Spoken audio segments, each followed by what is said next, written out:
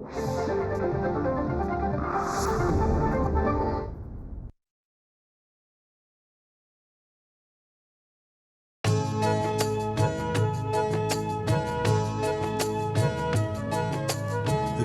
स्पंदन ठेवून नाती नूतन नित्य गुंफते ती.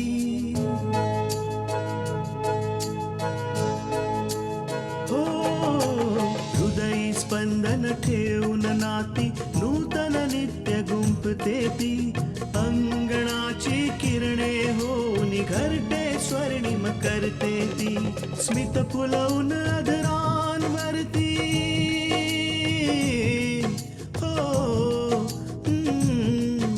स्मित फुलवून अधरांवरती वेदनेत सुख देते ती. लेक वहिनी आई होऊन जीवन आभा होते ती. सुकन्या सुकन्या सुकन्या आमच्या कन्या. कधी तू हा विचार केलास की असं काय झालं की आई वहिनीचं कौतुक करायला लागली? तुला तर माहितीच आहे ना दादा की आईला वहिनी कधीच आवडली नाही. पूजाला तर तिच्या केलेल्याची शिक्षा मिळाली, पण एक गोष्ट माझ्या लक्षात नाही आली. ती अशी कोणती गोष्ट आहे जी पूजा बोलत होती मला नाही माहिती. पूजाच्या गोष्टीमध्ये काही तथ्य नव्हतं, पण ती असत्यही बोलत नव्हती. अशी कोणती गोष्ट आहे जी मला नाही माहितीये? अपूर्व थांब. नाही आई, तू अजिबात मध्ये पडायचं नाहीस. तुला तर माहिती होतं ना की मला तुझं लग्न अशा ठिकाणी करायचं होतं जिथून भरपूर हुंडा मिळाला असता.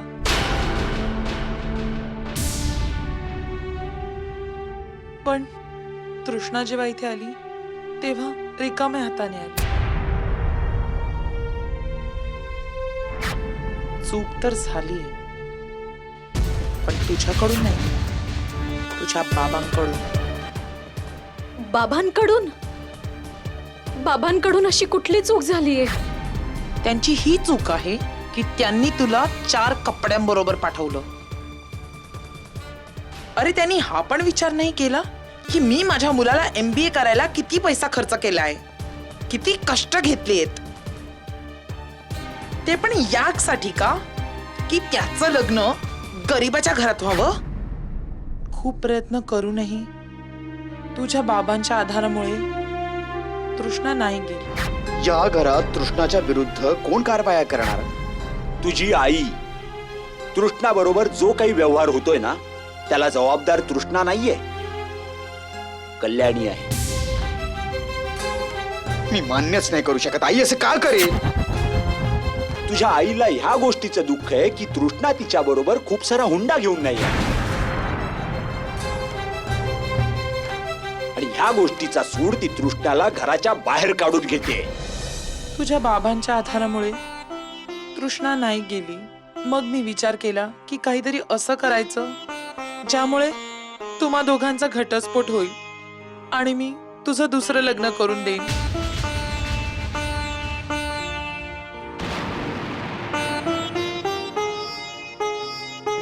मग मी एक प्लॅन बनवला. तुला व्यवस्थित समजलंय ना की तुला काय करायचंय? हे घेते पार्सल, आणि हे पार्सल योग्य वेळी इथे पोहोचलं पाहिजे. तुम्ही हे कसं सांगू शकता की हा खोटा आळ आहे? अरे अपूर्वने स्वतःच्या हातांनी हे पैसे तृष्णाला सांभाळायला दिले होते आणि ते पैसे या लिफाफ्यात मिळाले.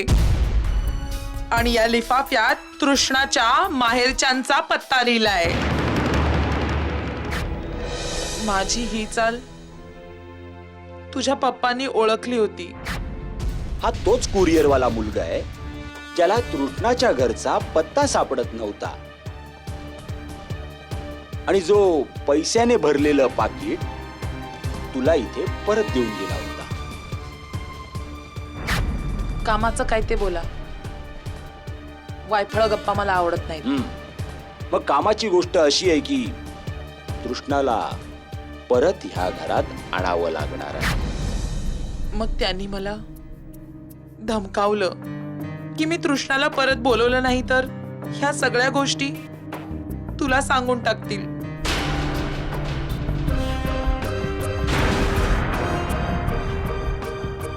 मी घाबरून गेले होते. त्यानंतर मी तृष्णाला समजावून परत घेऊन आले.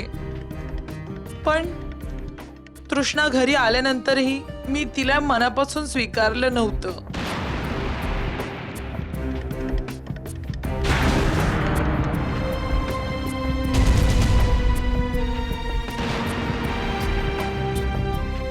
एकदा असं झालं की ज्याचा मी विचारही केला नव्हता.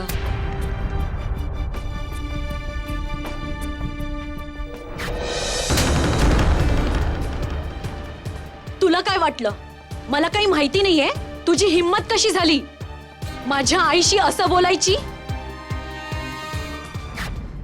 बस त्या दिवसापासून मी तृष्णाला सून नाही, माझी मुलगी मानले.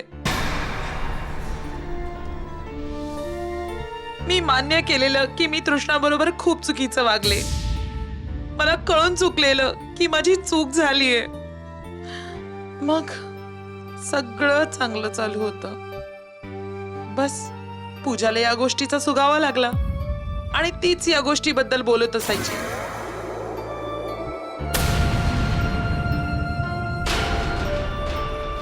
असू शकतं की ती आज त्याच गोष्टीबद्दल बोलत असावी. तिला आजही वाटलं असेल की मी तिच्या चुका तृष्णावर थोपवून देईन.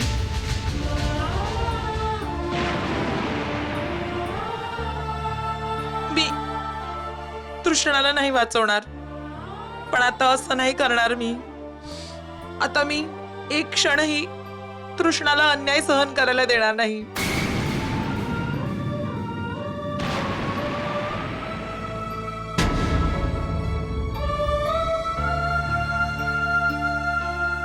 आई, तू अशी वागलीस? तू तुझ्या मुलासोबत असं वागलीस आई?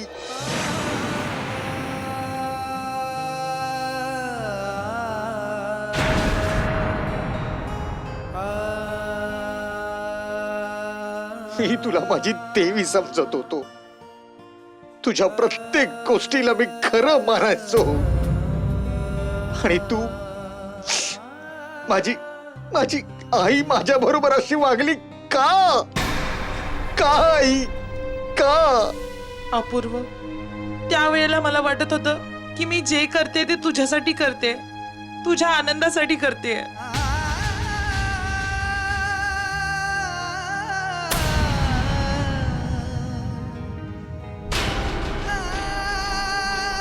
पण मी चुकीची होते बेटा.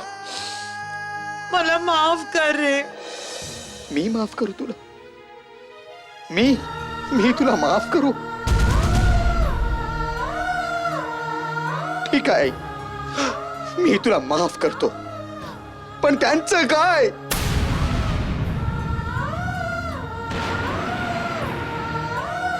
माझ्या बाबांच्या समोर तू कशी माफी मागणार सांग मला.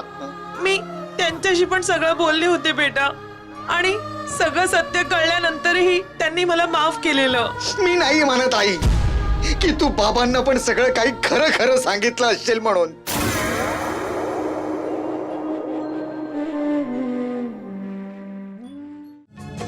सुकन्या आमच्या कन्या. मी नाही म्हणत आई की तू बाबांना पण सगळं काही खरं खरं सांगितलं असेल म्हणून.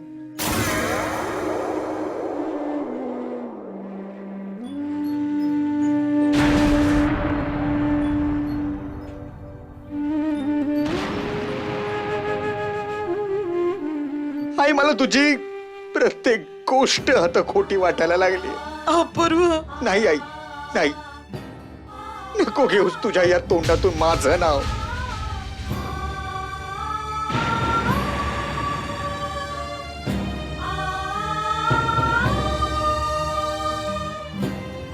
लाज वाटते मला माझीच.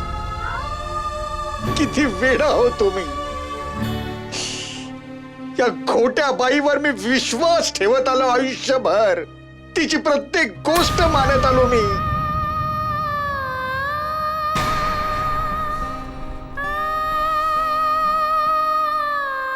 पण ते सगळं काही खोटं होतं ग, खोटं होतं. अपूर्व, तुम्ही मागच्या सगळ्या गोष्टी विसरून जा. मी पण त्या सगळ्या गोष्टी विसरले. विसरून जाऊ? कसं विसरून जाऊ मी तृष्णा? कसं विसरून जाऊ सांग तू? माझ्या डोक्यावरून माझ्या वडिलांचं छत्र हरवलंय आणि तू सांगतेस की मी सगळं विसरून जाऊ? पूजा खरंच बोलली होती. हिच्या कारस्थानामुळेच माझ्या वडिलांचा आता मृत्यू झालाय.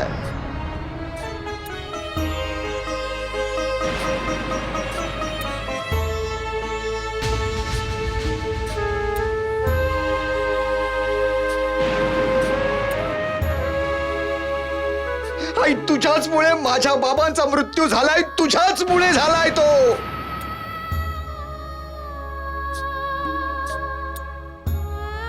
आणि तृष्णा, मला आश्चर्य या गोष्टीचा वाटतंय की तू माझ्यापासून सगळं हे लपवलंस.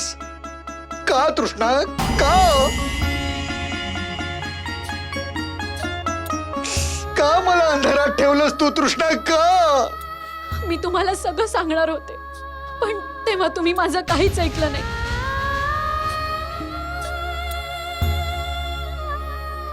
आणि जेव्हा नंतर मी पाहिलं की आई खरंच बदलले आणि त्यांनी मला मनापासून स्वतःची सून म्हणून स्वीकार केलाय, तर मला वाटलं की मी तुम्हाला ही गोष्ट सांगून या घरातील सुखशांती उद्ध्वस्त करू नये. सुख शांती तर केव्हाच बर्बाद झाली आहे तृष्णा, आणि याला जबाबदार आहे माझी आई.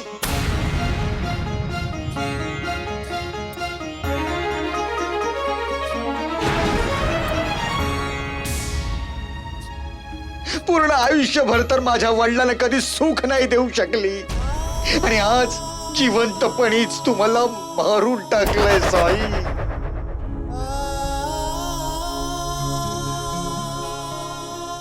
मारून टाकलंयस तू मला. अपूर्व बाळा, माझं ऐक तरी. बस आई बस. माझा तर तुझ्यावरचा आता विश्वासच उडालाय. जर मला कुठल्या भगवंताने पण येऊन सांगितलं ना, तरी सुद्धा माझा तुझ्यावर विश्वासच बसणार नाहीये. येतो मी. आई, आई, आई.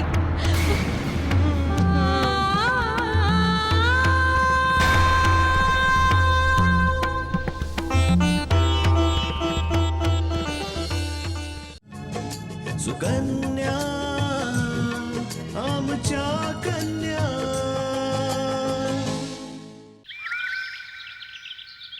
अरे देवा, हे काय झालं? तुझं बाबा देवा घरी गेले. हो आजी, माझ्या बाबांना हार्ट अटॅक आला.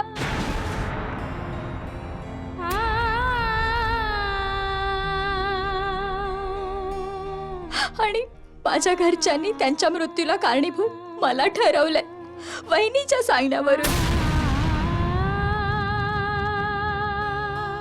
आजी, मी पूजाला जेव्हा तिच्या घरी घेऊन गेलो तेव्हा दादा, मी आणि विशाल तुझा आशीर्वाद घ्यायला आलोय. तू आम्हाला माफ कर.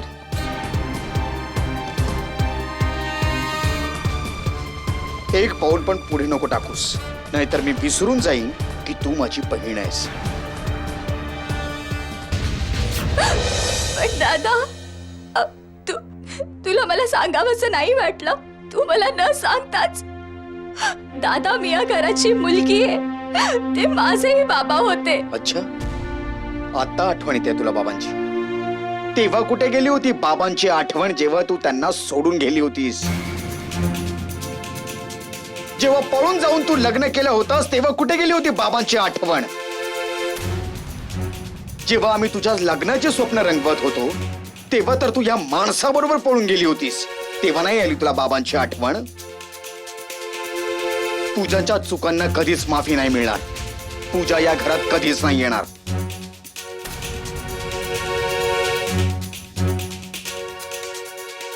ठीक आहे दादा, मी हे घर सोडून जाते आणि तोपर्यंत परत येणार नाही जोपर्यंत तू मला घ्यायला येत नाहीस. हेच नाही आजी, अपूर्व दादाने पूजाचा खूप अपमान केला.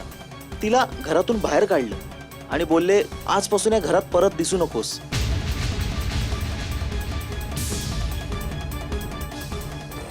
हा तर खूप मोठा अनर्थ झाला. हिने बिचारीने तर असा विचारही नसेल केला की हे सगळं केल्याने असं काही होईल.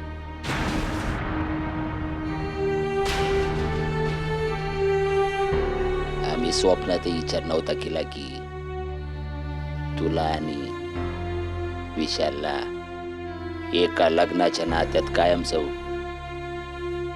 बांधण्यासाठी असा अनर्थ होईल.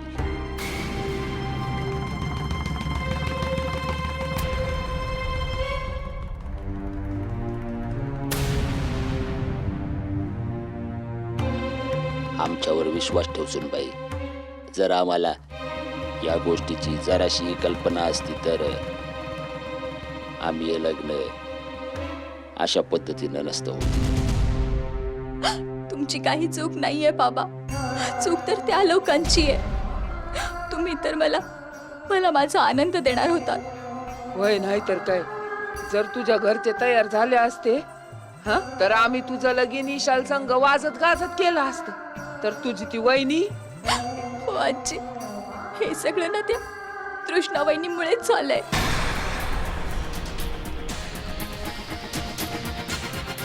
जर तिने माझ्या घरच्यांना या घराबद्दल भडकवलं नसतं तर माझ्या घरच्यांनी कधी विशालशी माझ्या लग्नाला कधी विरोध केला नसता. पण पूजा त्यांना समजावताही आलं असतं ना.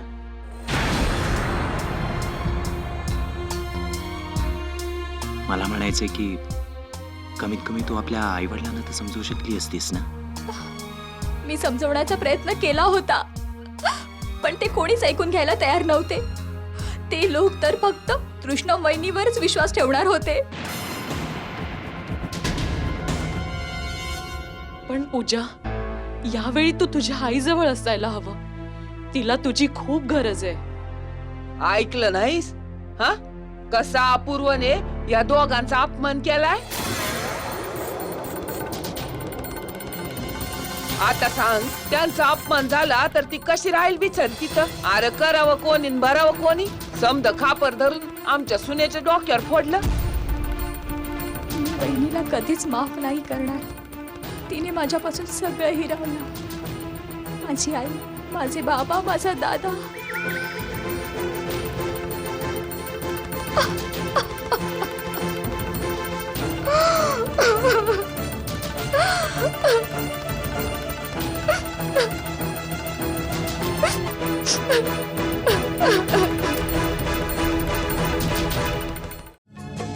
सुकन्या आमच्या कन्या.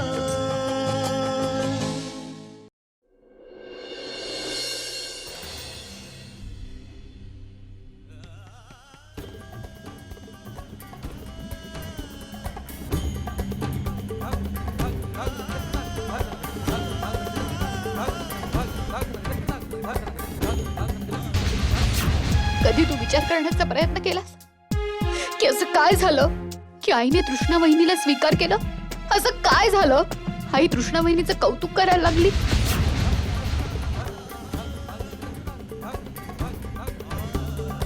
तुला तर माहितीये ना दादा की आईला वहिनी कधीच आवडली नाही. वहिनीला आईची एक चूक कळली होती. आई घाबरली होती दादा. तिला वाटलं की वहिनीने हे जर कोणाला सांगितलं तर. म्हणून दादा मनात नसतानाही आईने वहिनीला स्वीकारलं.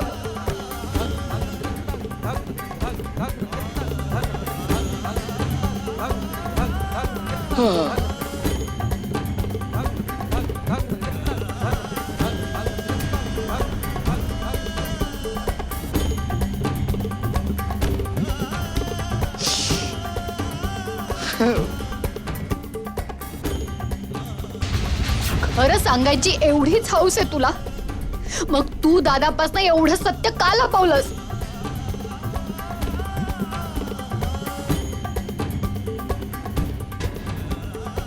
दादा, तुला माहितीये की तुझ्या पाठीमागे या घरात काय काय होतं?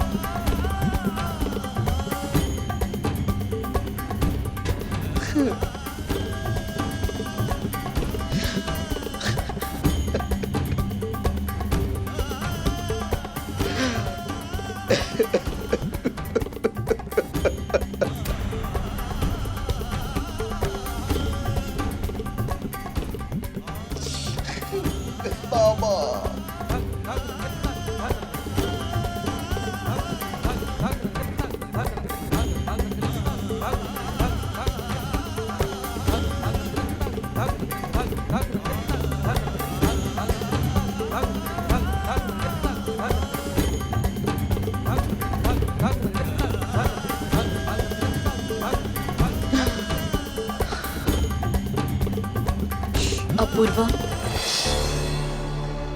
तुम्ही खूप नाराज आहात माझ्यावर. नाही तृष्णा, मी तुझ्यावर नाराज नाहीये. पण तृष्णा,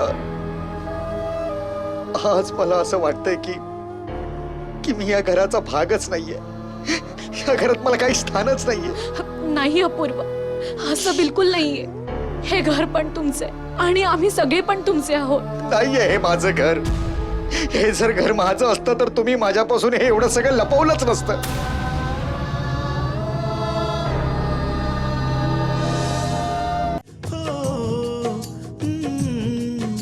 स्मित फुलवून आदरांवरती वेदनेत सुख देते ती लेक वहिनी आई होऊन जीवन आभा होते ती. सुकन्या सुकन्या सुकन्या आमच्या कन्या.